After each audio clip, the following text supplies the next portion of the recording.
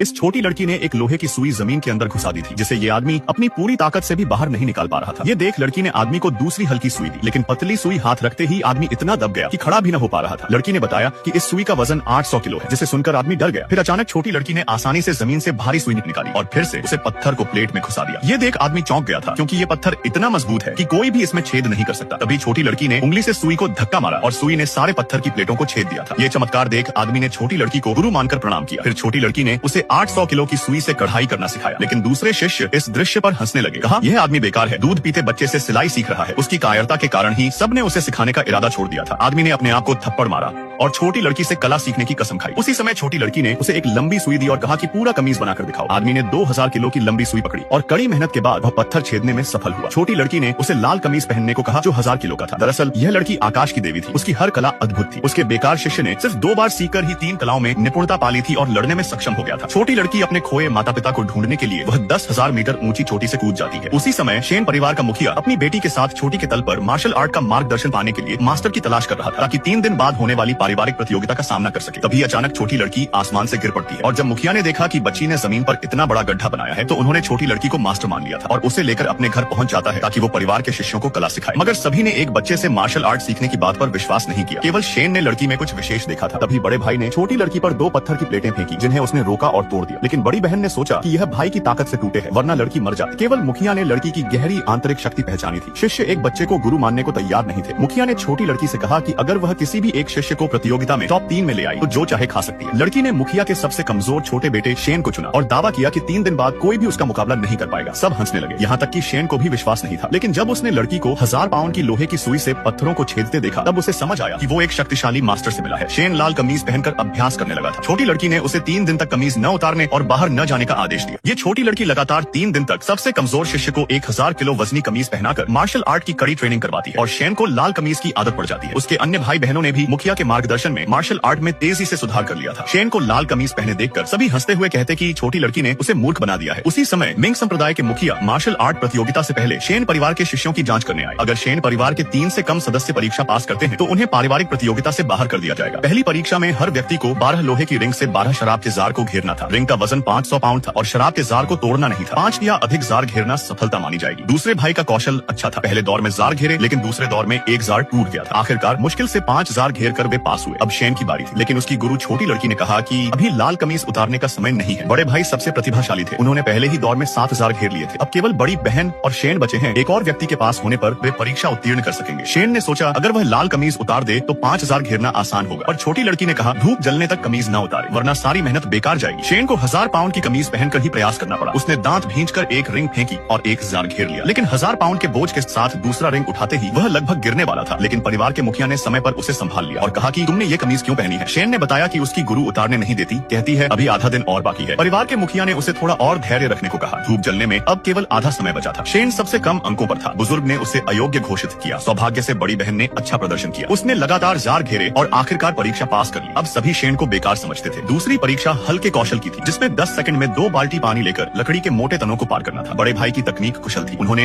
18 second में परीक्षा पास की। बड़ी बहन भी हल्के कौशल में निपुण थी, उन्होंने 19 सेकंड में परीक्षा पास की। बाकी दोनों एक एक करके बाहर हो गए। दूसरे छोटे भाई भी परीक्षा पास नहीं कर पाए। अब सिर्फ शेन बचा है। लोहे का कमीज पहने शेन ने बाल्टी बिना किसी प्रयास के उठा ली और एक छलांग में वह अविश्वसनीय ऊंचाई तक पहुंच गया था, जिसे देख सब चौंक गए थे। उसका गुरुत्व केंद्र अस्थिर था, सिर भारी, पैर हल्के और छाती में प्राण जमा। 3 कदमों में उसकी जीत निश्चित थी, लेकिन वास्तव में शेन 1000 पाउंड का बोझ लिए अपना संतुलन नहीं रख पाया और जब वो गिरने वाला था, बड़े भाई ने उसे रोकने के लिए पूरी ताकत लगा दी और हैरान रह गया कि शेन इतना भारी क्यों है। बड़े भाई ने देखा कि शेन का लाल कमीज कोई मामूली कपड़ा नहीं था, लेकिन शेन परीक्षा पास नहीं कर पाया। शेन परिवार से इस बार केवल 2 लोग पास हुए थे। मानक पूरा नहीं हुआ। इस समय शेन को अपना लोहे का लाल कमीज उतारने में अभी 1 मिनट बाकी था। प्रतियोगिता अंतिम निर्णायक मुकाबले पर पहुंच गई, जो थी रिंग में अंतिम युद्ध। पश्चिमी क्षेत्र के पहले मास्टर ने उड़ान भरी। सभी लोग डर गए, क्योंकि कोई भी इनका प्रतिद्वंद्वी नहीं हो सकता था। किस्मत उनका शिष्य बाद में आया, यह कहते हुए कि यह भीड़ उसके गुरु से लड़ने के लायक नहीं है। अगर कोई उसके हाथों के मुकाबले में 30 सेकंड तक चल सके तो वह पास माना जाएगा। बड़े भाई सबसे पहले मंच पर चढ़े, मगर एक ही लात में उसे रिंग से बाहर कर दिया गया। उनमें लड़ने की शक्ति नहीं बची थी। बड़ी बहन मंच पर जाना चाहती थी, पर बड़े भाई ने उसे रोका और खुद पहले रिंग में चढ़ गए। बड़े भाई ने दशकों के अनुभव पर भरोसा किया और सोचा कि वे ताकतवर प्रतिद्वंद्वी से लड़ सकते हैं, लेकिन अप्रत्याशित रूप से 2 मूव भी नहीं कर पाए और बाहर फेंक दिए गए। प्रतिद्वंद्वी शेन परिवार को बेकार और यहीं भंग हो जाने को कह रहे थे। बड़े भाई को इस शक्तिशाली व्यक्ति के सामने इतना कमजोर देखकर बाकी का शेन परिवार कुछ नहीं कर सकते थे। मगर तभी परिवार का सबसे छोटा बेटा शेन मैदान में उतर आता है और प्रतिद्वंद्वी को लड़ने की चुनौती देता है।